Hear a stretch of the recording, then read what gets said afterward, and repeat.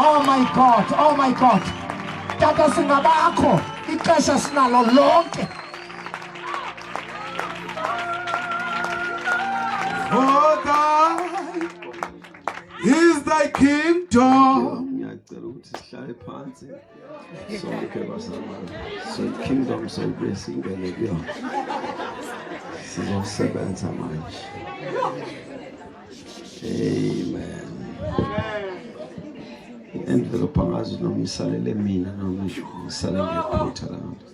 Nginamaphakethe nami ngayifaka kuwona. Umfundisi wami ohloniphekile baba ucingo nonkosikazi wakho.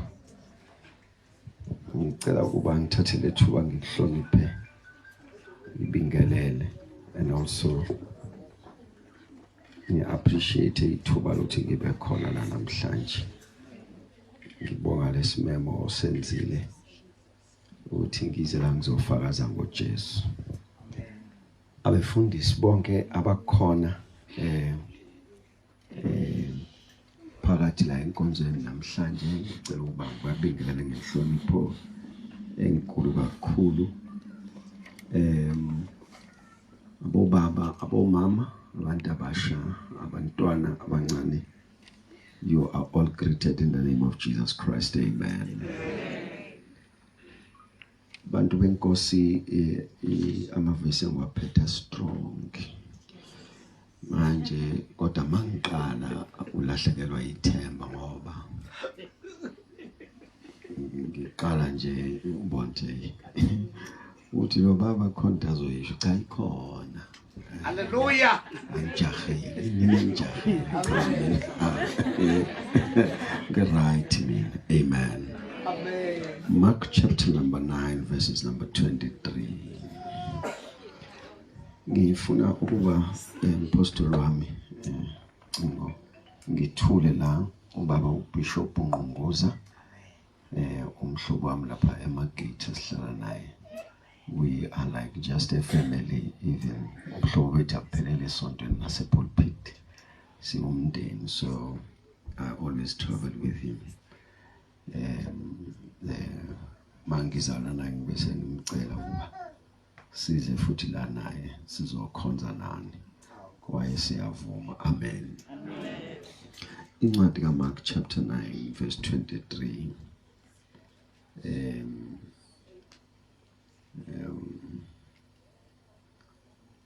Ngicela ukuba nifunde ngelase Flagstaff ngoba niphethe ngizofundela amabhayibheli afani uzothi uthi uyafunda kanti kuleli lala eFlagstaff ayilikho level sure. I want to be sure ukuthi intshumayelo yami ingaphazamiseki ukuthi sifunda amabhayibheli angafani. Amen. Mark chapter 9 verse 23 ngifundele abantu abasekhaya.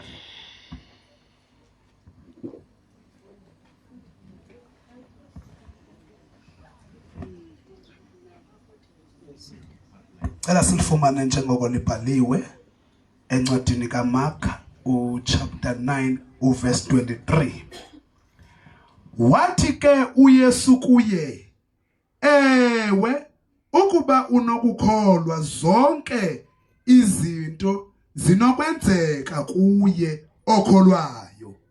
Inkosi mayibusise ukufunda kwezilawo. Amen. Amen. Ngifuna ukuqala ngizibonga lemfundiso ukuthi ngifike namhlanje kulesine. Ngifike ukukhuluma umama lo bekhuluma eqoqa umnikelo. Amen. Amen. Manje isimo umfundisi ophethe ibandla khona abantu mabekhuluma ufisa ngathi bangafika nala uphethe khona. Hallelujah. Hallelujah. Ngikhonkludile ngihlezi phansi lo mama ngimazi ngiyaqala nokumbona. Oh yes. Kodwa kufuna afike esontweni.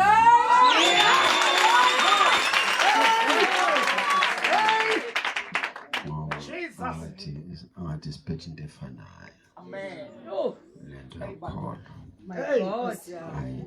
Ayi. Bazamba ngihlezi phansi bengizwe lento iyangibulala. Iyangibulala ekhulumayo. Then upon that mfundisi wami ngizocela ukuthi nami ngishiye 1000 kule mvuselelo.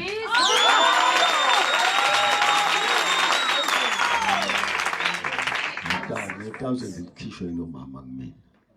Noma ubekhuluma la ngikholwe yonke into ayishiya yonke ngikholwe.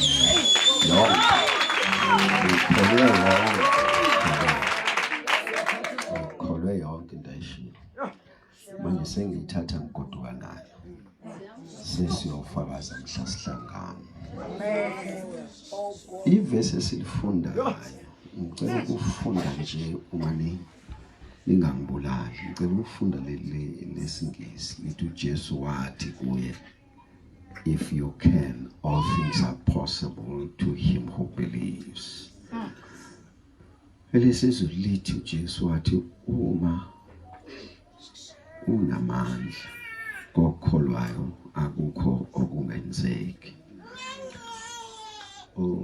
Bazali bami, ngifuna ukwenza nje statement la bese leli verse lokuvala intshumayelo. Mase ngiza kulona ngiyokwazi sesiyaqeda ukushumayela. uJesu wathi yena uma ukholwa akukho okungenzeki kokholwayo. Ukhona iBhayibheli befundisa abahloniphekile ekuthiwa i-Message translation. The translation ithi yona Jesus said, if bese kuthiwa question mark bese ithi there are no ifs among the believers. Hey my God. Anything can happen. Ithi le translation uJesu wathi uthi uma bese ithi abekho uma kwabakholwayo ngoba kungenzeka noma yini. My God. Abekho desekhulwe wathi uma ungene ekholweni. Masithandaze babethu, siyakubonga khuluma kithi ngezwi lakho khazi Yesu Kristu. Amen. Ngicela ukuba sibuke nje ama-point 1 2 3 4 5 ngenze ngingawaqedi ngoba akulungile ngozoshumayela uwaqede onke ama-point uzongasithola isimemo silandelayo. Okay. Manje wagola futhi umemezela ukuthi angiqedanga lento ukuthi sengiqedile ngeke usamela. Uzobona why baba samemela lapho wamemezela wathi uqedile. Cha, angizoqeda ama-point awu5 kodwa ngiyaplana ukuthi ongcono lilodwa ngilibambe. Uzoma imvuselelo elandelayo kuthiwa ukhona ubaba ongaqedanga kabuye. So my first point ileli verse kuJohn chapter 3 verse 16, ngokuba uNkulunkulu walithanda izwe kangaka wase enikela ngendodana yakhe sekuyothi lona loyo okholwayo angabhubhi kodwa abe nokuphila okuphakade. Ngicela sibuke lezi zinto ezishiwo leli verse lithi sithandwe sonke. Walithanda ihlabathi. uNkulunkulu wasibona sidukile wasithanda. Wasibona silahlekile wasithanda. Wasibona singamfuni wasithanda. Wasibona singamnakile wasithanda. Wathi esibheka kwafanele asibone ngokwahlulela, wasibuka ngokusithanda. Lolu uthando lwaseliphumela bonke abantu. Hayi ukuthi lolu uthando lokuwena ngoba usosindisiwe. Cha, wathanda ihlabathi. For God so loved the world, wathanda ihlabathi sonke sithandile. Bese kuthiwa lolu uthando ulimbulile, ulivezile ngokuthi waletha indodana. Mawufuna ukwazi ukuthi what is the value yothando uNkulunkulu analo ngathi indodana yakhe. Mawufuna ukwazi ukuthi usithanda kangakanani, buka indodana yakhe. Ngoba le ndodana yakhe incwadi yeZakha Proverbs ithi the only begotten son. The New Testament ingqina lapho ithi indodana okuyona yodwa. So kwathiwa mathiwa njengoba ubathanda kanje ungabanikeni. Lalela lo uNkulunkulu osithandayo usinikeza indodana ukuphela kwayo nayo odwa. uNkulunkulu ohlabathi sesandleni sakhe. Amahubo athi ungokaJehova umhlaba nokugcwala kwawo. But uma efuna ukusiprovela ukusithanda akasinike umhlaba. Uma efuna ukusiprovela ukusithanda akasinike ingcebo. angithi iBhayibheli malikhuluma ngayo lithi ubaba wegolide nesiliva. Mayefuna ukusiprovela ukuthi usithanda kanjani akasinikezi igolide nesiliva. Weza kuyena.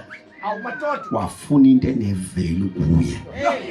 Ukuze wathi wathola the only valuable thing to him was his son. Wathi into enevelu la kumina indodana yami. Wasethi uma ngingakhipha indodana sekuyobe proof yokuthi ngibathanda kangakanani. Sonke sithandiwe.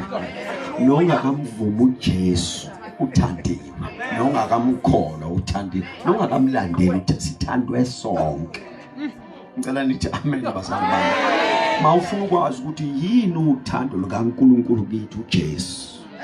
uJesu uthando lukaNkulunkulu analo kithi. Emhlabeni ungasiphika zonke izinto kodwa uJesu ungamphiki. Ngoba uJesu uthando lukaNkulunkulu. Mawubona nje uJesu okwazi nantu uthando. Nantu uthando.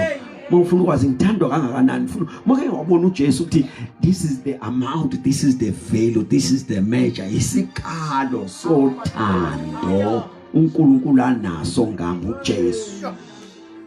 Sonke sithandile. Bese kuthiwa ke lolu thando lwethu sonke kodwa alukho kithi sonke. Nayo ke la intrigue bakhona. Kuthiwa ke uma lokuthandwa kuzovela kuwe kholo. So amamazo noma sithandwe sonke kodwa thina sonke sisindisiwe.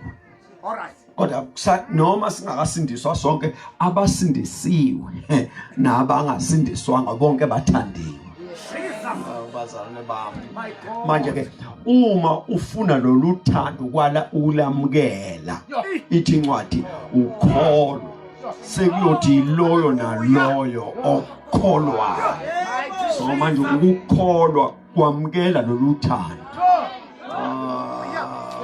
Manje wakholwa so wamkela loluthando bese kuthiwa uzobona ngani ukuthi loluthando so lamkela so kuthiwa ngenxa yalokho awusazi ubhubha. Make nje wakholwa iloluthando luJesu uthiwa nje uyothi lo naloyo okholwa yiyo kodwa angabhubhi. So make nje wakholwa kususa ukubhubha kuwena. Manje uJesu wambamba ngokholwa kuthiwa lo angeke asalahla lo ngeke asahlulelwa lo umvuzo wezono zakho sosusiwe kuwe. Isahlulelo sezono zakho sesihluliwe kwakhe kuthiwa hayi usinde kanjani usesuke wakholwa uJesu. Manje nje wakholwa uJesu it's a new chapter. Uqala ipage elisha. Manje wakholwa uJesu kuqala udaba olusha it's a new story. Make nje wakho ukhiye ukumkho awusebenzi awujuluki uyamkholwa sekuyothi lona loyo okholwa uye angabhubhi kodwa abe nokuphila okuphakade. Uaccessa nokuphila ngokukholwa uJesu. uJesu uthando lukaNkulunkulu kodwa loluthando ungena kulo ngokukholwa. Make nje wakholwa ilo Jesu kususwa ukubhubha kulethu ukuphila okuphakade. Akekho osindayo ekubhubheni. Akekho osindayo ekubhubheni engazange wakholwa uJesu. Namhlanje ngicela ukumemezela kunendlela yokusinda ekufeni ukukholwa uJesu. Sekuyothi loyo naloyo kholwayo angabhubhi kodwa abe nokuphila okuphakade. So lokuthe unende wakholwa sekuthiwa indaba yakhe isigarantiwe. Ngizwe uJesu etshela untombazane uMatha igama lakhe ethi kuyena ntombazane ngiluvuko lokuphila. Loyo kholwa yimi noma efa uyophila.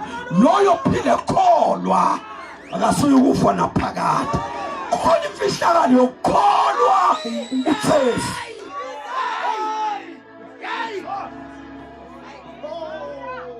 khona bazali bami le ntshumayelo engathi ifuna ukulimala khona imfihlakalo yokukholwa uJesu kwenzakaleni wakhansela ukufa wakhansela ukubhubha wakhansela ukwahlulelo usuke wakholwa uJesu. Jesus. Bazali bami thina sahlabelela sifika la kule nkonzo sithi okholwayo indodana nokuphila okuphakathi udlulile kufeni ungenile ebuhleni akasayi kubhujiswa ngoba ekholwe indodana. Nanku umehluko basana sithandwe sonke kodwa umehluko uthi uyamkholwa yini lo luthando.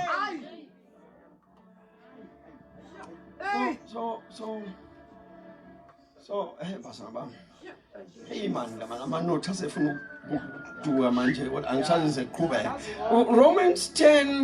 Romans 10 uzothi yena okuba umuntu ukholwa ngenhliziyo kube kuye ukulunga avume ngomlomo kube insindiso. Ngicela nithi amen basana bami. Ekuthiwa ukholwa lo Jesu umkholwa ngenhliziyo bese kuthiwa ungolungileyo bese uvuma ngomlomo bese uyasindiswa. Note that ngaba sisindiswanga uma sange samkholwa. So lento yensindisa ungena esontweni labantu abathi basindisiwe bese nawe utholakala sewusindisiwe. It's personal bazalwane. Lento yensindisa akusona into yegroup into yomuntu. Nkosi yami moya ongcwele ngisiza namhlanje angiphinde lento ethi yensindiso mayithi umuntu usindisiwe ushi experience yakhe ushihlekelela eyehlele yena yedwa.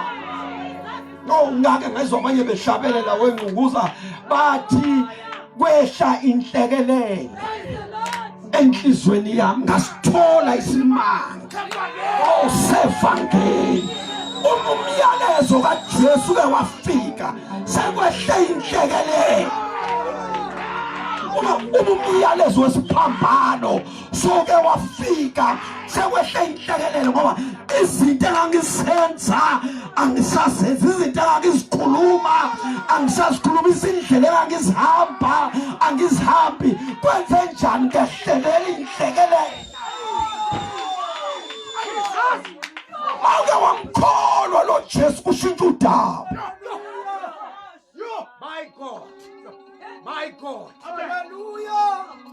Ma uJesu ke wamkholwa bazama awukho umlingo ngiyaphinda komlingo uvela umkholwe.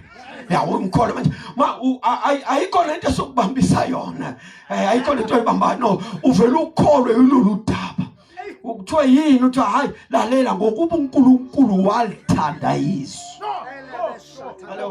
Ubulo baba lo kade efunda iBhayibheli ngicela usho le verse ngesixhosa. Walifunda eklasini lisho ungalifundanga lapha phansi. John 1 ngokuba uNkulunkulu walithanda izwe khona lento enisho yesixhosa. Kuba wenzenje uThixo ukulithanda kwakhe ihlabathi ude wancama unyana wakhe ekuphela kwamzeleyo ukuze bonke abakholwayo kuye bangashabalali koko babe nobomi obungunaphakade. Bazalwane yankulu indaba yethu.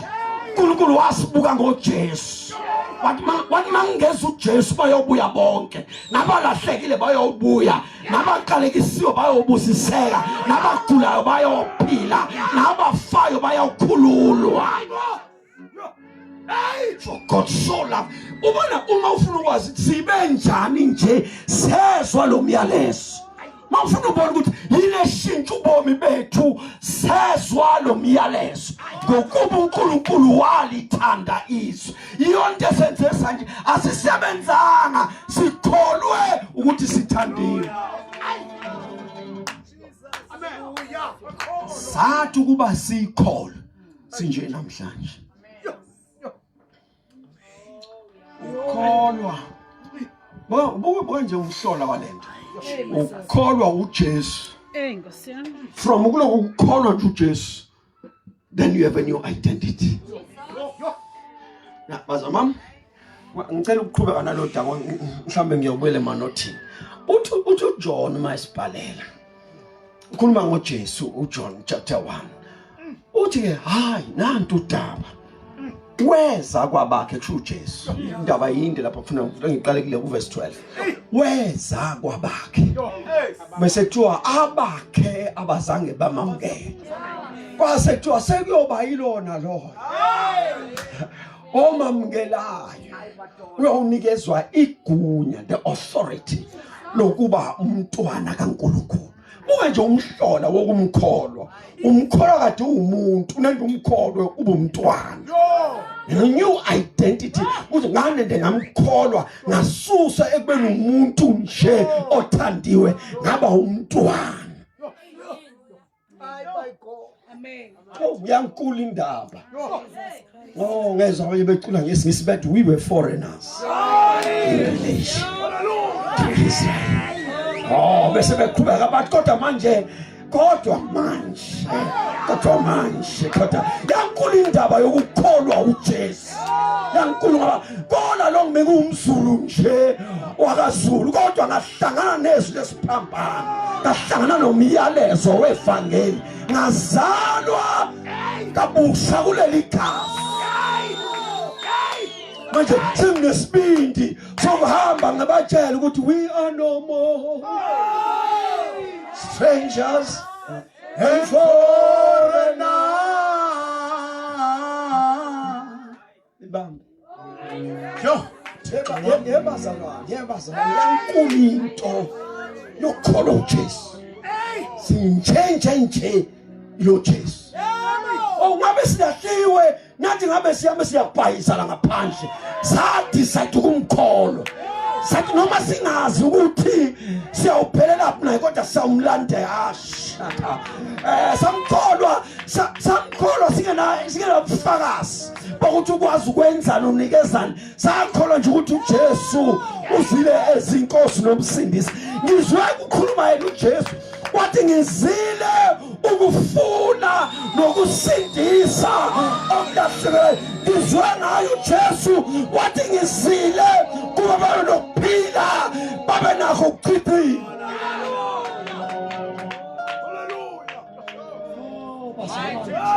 Oh, basalima yankulu indaba yokuthi ngisaphila ngimkholwa. Yakhulu ngisaphila nje. Ngisaphila ngisenamehlo wonke, ngisenezinyawo, ngise-right kavele ngadecide ukumkholwa. Nasi isibindi esinaso ukumkholwa lo Jesu. So this is the new identity. Sasingenjena. Mangiphinde sasingenjena.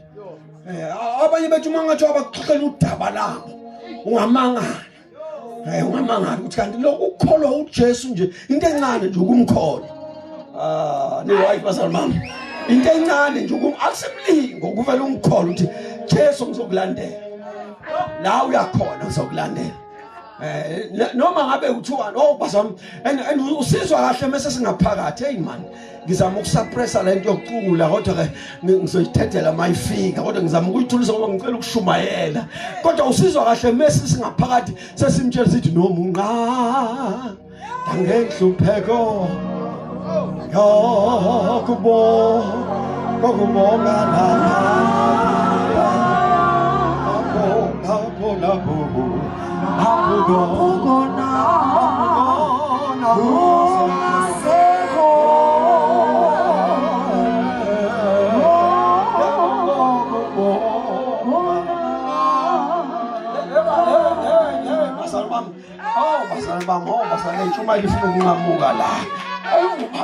yankulu indaba yokumkholwa umkholwa noma ethulile. Babuza bantu sazoqhubeka nalo Jesu uthi angina choice. Ngine conviction yokuphila kuye naye aphile kimi. Bathi noma kunje ukuthi ngizomethemba njalo.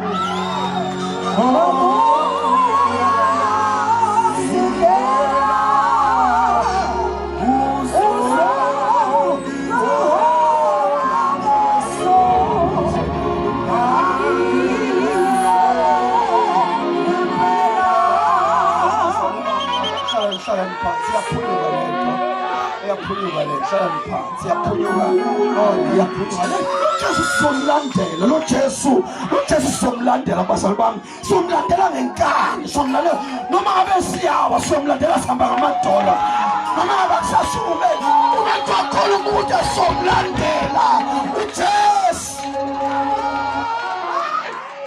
umuntu wakhona umuntu somlandela uJesu sakholwa uye izinto ziphethuke samkholwa manje asakwazi kuya uma kukhona into ngeke saya kuyona noma unga-offerishani sicela ukukwazisa siyomaso omunye kodwa uKristu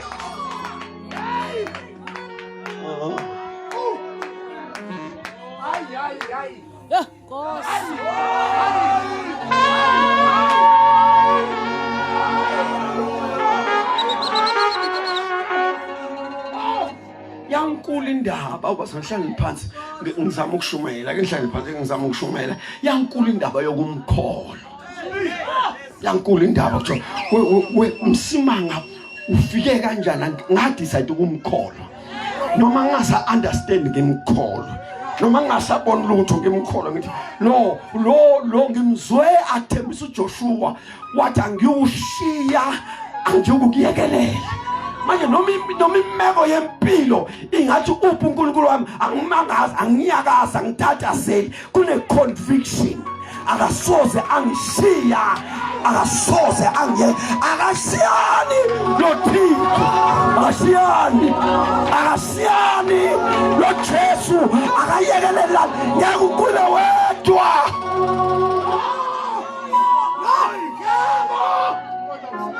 mawujika uthi uyabheka uthi hayi mase kunje ngizothi usathala kuqambela manga athi awusowedwa ukushila uthi hayi no umuzwe nyenyeza ngaphakathi zungesabe nginawe njalo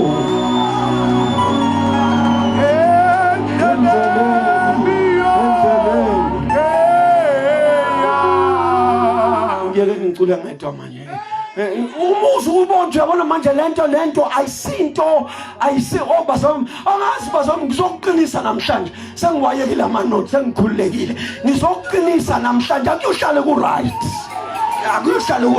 la kaJesu khona isikhathi la uguqa khona ufuna ukuthandaza uthi mawuguqa kungaphuma amazwi kuphuma inyembe zumlomo ungakavuleki wenze njani mase kunjalo asume ngaphakathi sungesabi kinawe njalo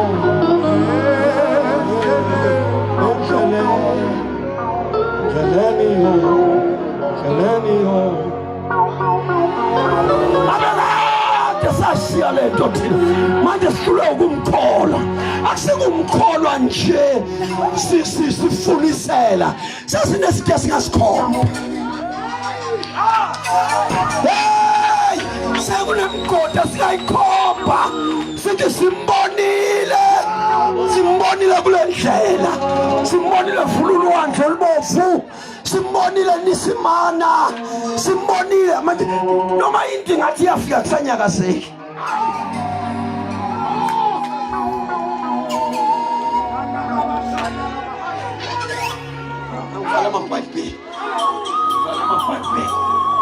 and I heard the psalmist wamemezela umubi wathi uJehova ungumalusi wami ngifuna ubheke lento uthi angiyukweswe bese fika khona la ithi noma ngihamba esigodini sethunzi lokufa angikuqaphelise akuyohlala kumnandi njalo uyenza ube khona isigodi sethunzi lokufa umbhali uthi noma ngihamba akathi makuyisigodi uyangiphephisa ona lahleka akathi makuyisigodi ungivule akathi uyangiphephisa makuyisigodi no uthi into ayenzayo unjoyina kulolu hambo uthi makuyisigodi uthi no akathi asijombe uthi hayi asingene nawe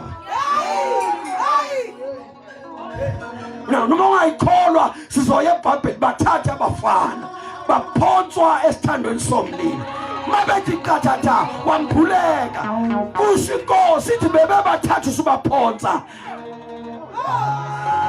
kodwa ngibona ngathi sekukhona nowesini ukhona uThixo ongashiyani akaflathelani.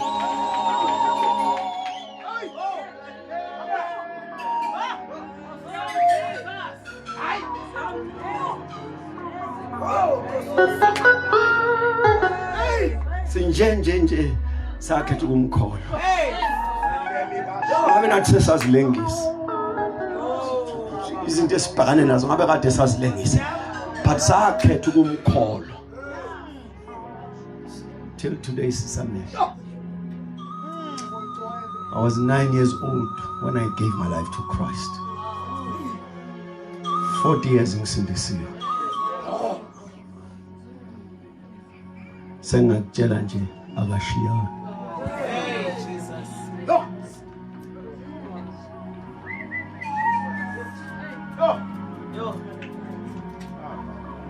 Sivala amehlo sithandaze.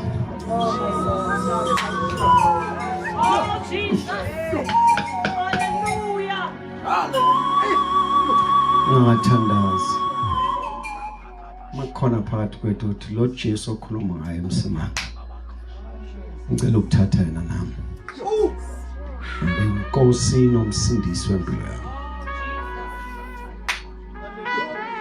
Makhona nje usho njalo, ngicela nje usukume ngesibindi uze phambili ngithandaze nawe. Umuntu uma lo Jesu omchazayo enje emsimanga, ngiyamdinga ebomini bami. I want to give my life to him. Umuntu mfundisi sithandaza nami. Lo Jesu ngiyamdinga. Cela usukume uze ngaphambili.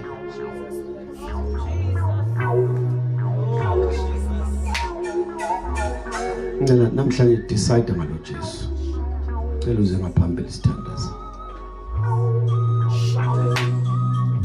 Umuntu lo Jesu namhlanje, you know very well ukuthi ubuhlobo bakho nalo Jesu abubuhle. Awumazi lo Jesu, awumvumanga as a Lord and Savior. Ngicela ukunikeza ithuba ufuna ukuthandaza ngawo. If you are here, iza ngaphambili sithandaza.